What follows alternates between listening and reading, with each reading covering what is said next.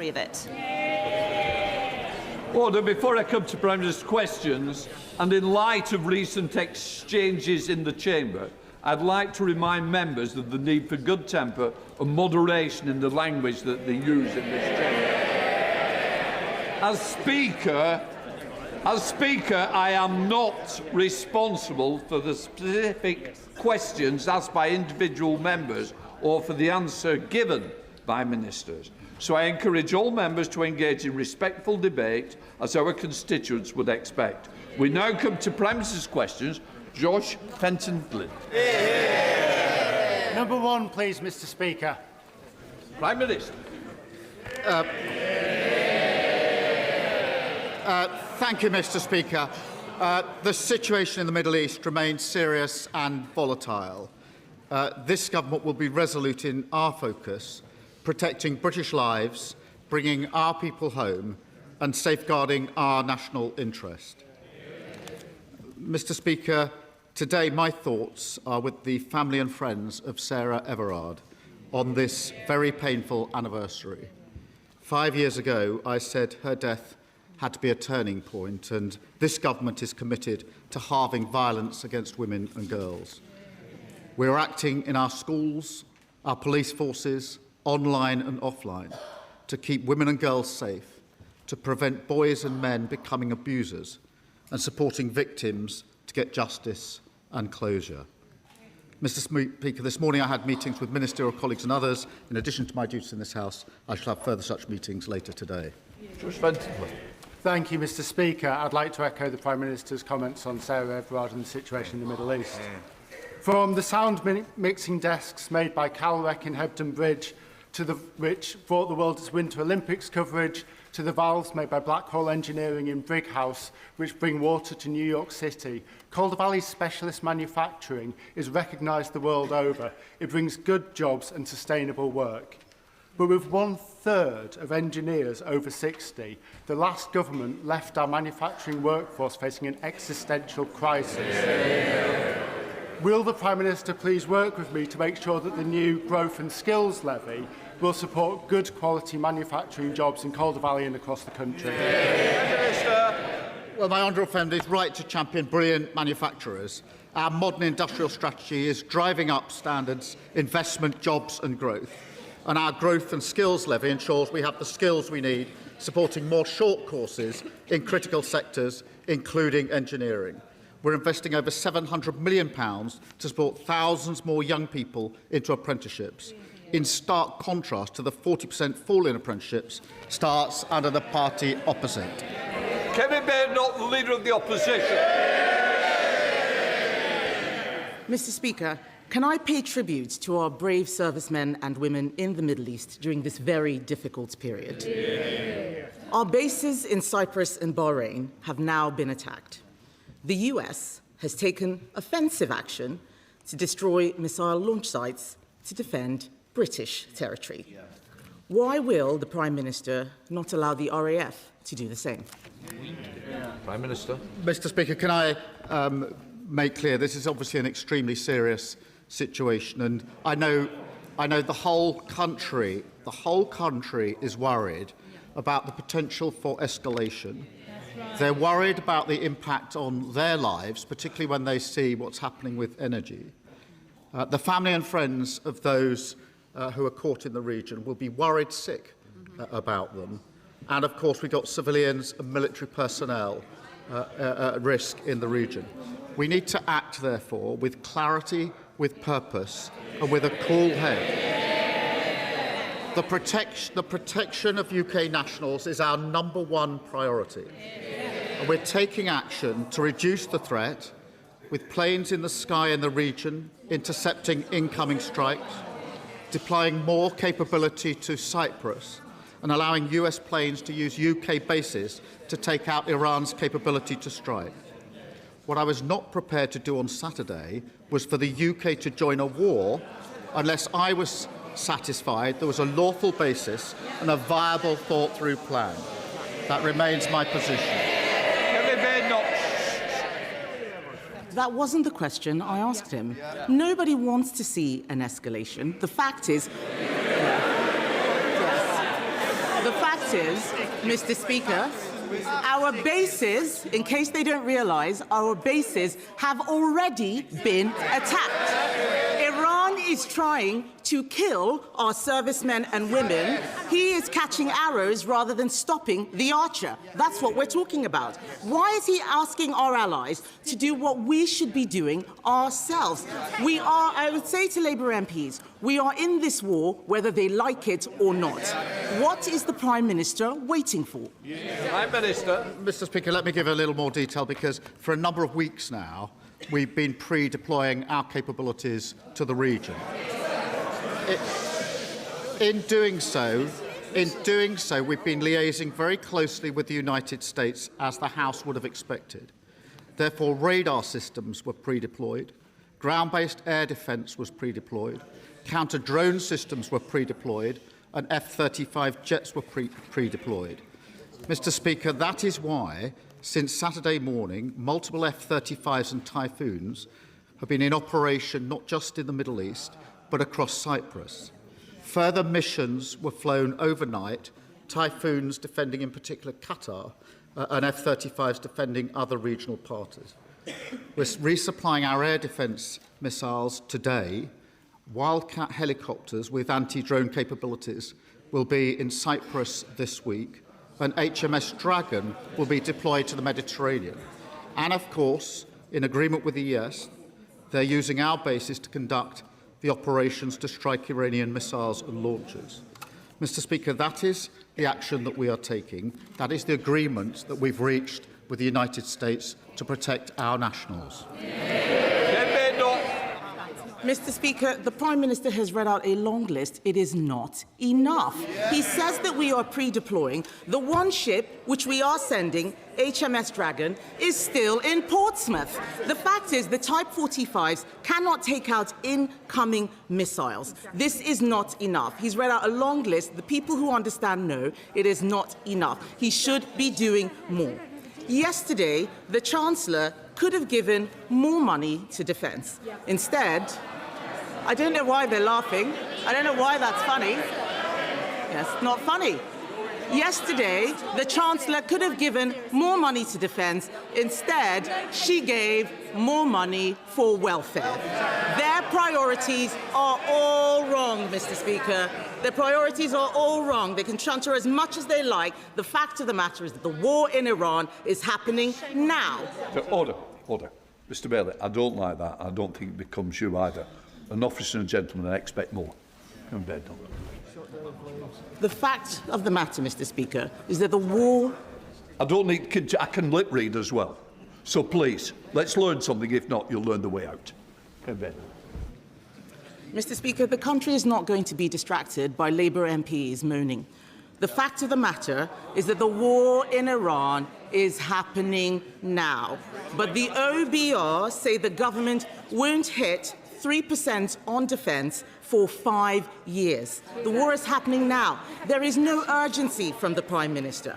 Why is he leaving the job of funding our armed forces to the next government? Prime Minister. I'm not going to take lectures on defence from the party opposite. They came into office, and what did they do? They cut the defence budget. They missed army... Order. Mr. Philp, you've moved from there to there. You're even louder here, so I think twice. Prime Minister. Not only did they cut the defence budget, they missed army recruitment targets every year for 14 years. They left morale in our armed forces at an all-time low, and our forces hollowed out. That's the words of Ben Wallace, the former Defence Secretary. Labour, by contrast, is delivering the biggest boost to defence spending since the Cold War. £270 billion over this Parliament. And we're doing that because we're focused on what matters. And she's right. The war is, of course, happening now. We have to focus on that. Across the country, people are worried about those that are trapped in the region. And, Mr. Speaker, that is why we're taking action. And I can update the House. That yesterday, more than 1,000 British nationals arrived back in the UK on commercial flights from the UAE. A further 8 flights are due to leave the UAE to the UK today. I can confirm, Mr. Speaker, that the first charter flight is expected to leave Oman later today, and 2 more will come in the coming days. The country really does want to know this. I'm sorry.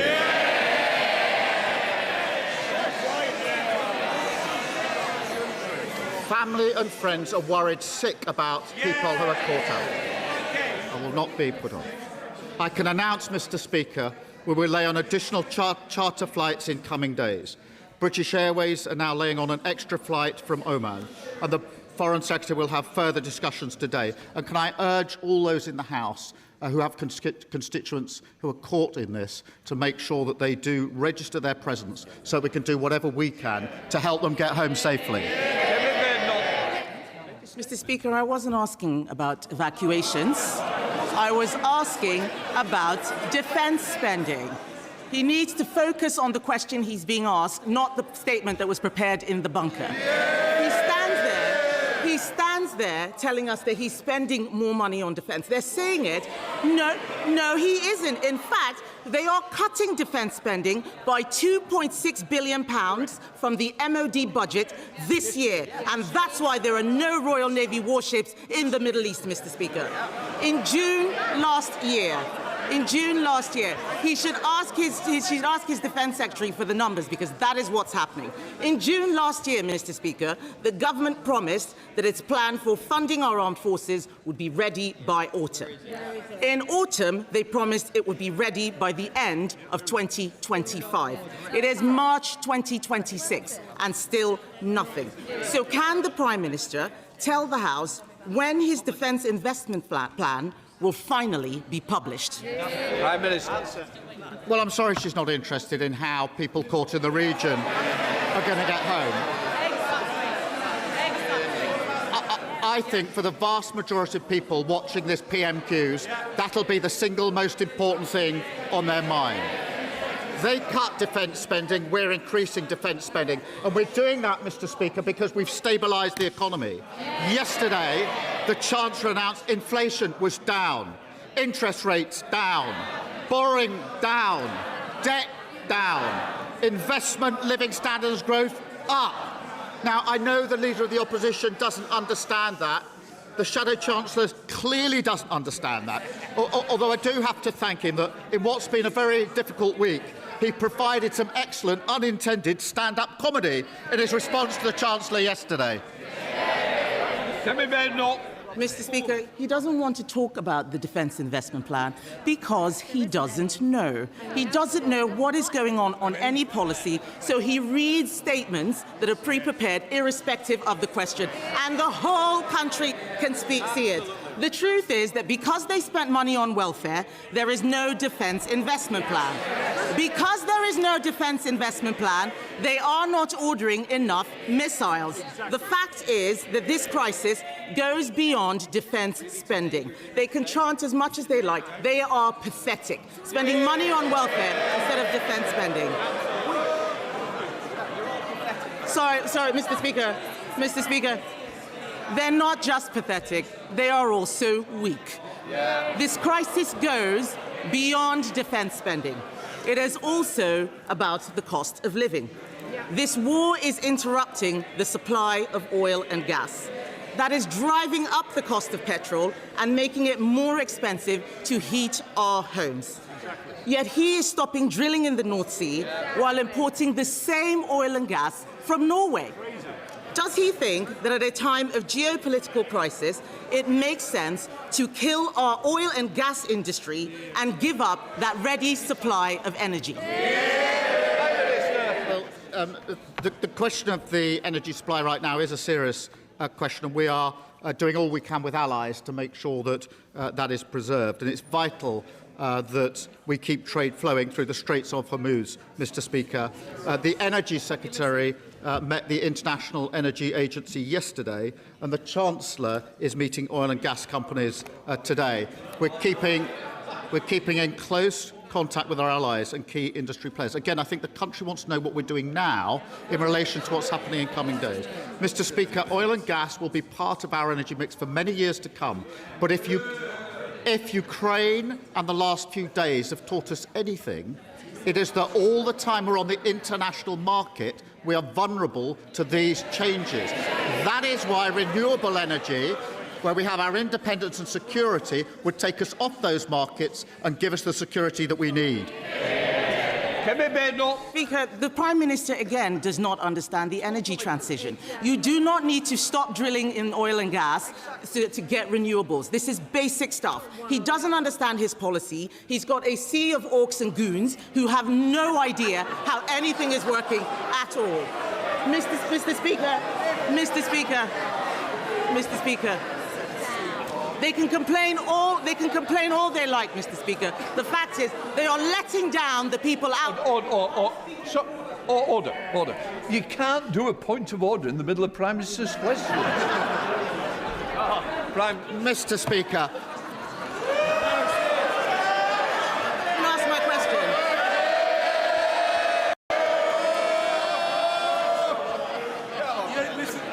You don't listen to the questions anyway. Mr. Speaker, the situation in Iran shows this Prime Minister has the wrong priorities. When it comes to defence, it's someone else's job. When it comes to welfare, they find the money. When our bases are attacked, they call the lawyers. When our energy security is under threat, they stop drilling in the North Sea. Mr. Speaker, the truth is, or in fact, Mr. Speaker, after last week's by-election, isn't the truth that he is, isn't the truth, they might not like to hear it, but they are going to hear it, Mr. Speaker, whether they like it or not. Is it not the truth that he is prioritising his job security over our national security? Mr. Speaker, I spent the week protecting British lives and our national interest. And Mr. Speaker, moments like this define a leader of the opposition. They can either step up, act in the national interest and show that they're fit to be Prime Minister, or they can expose their utter irrelevance. She has chosen the second. Uma Comrade.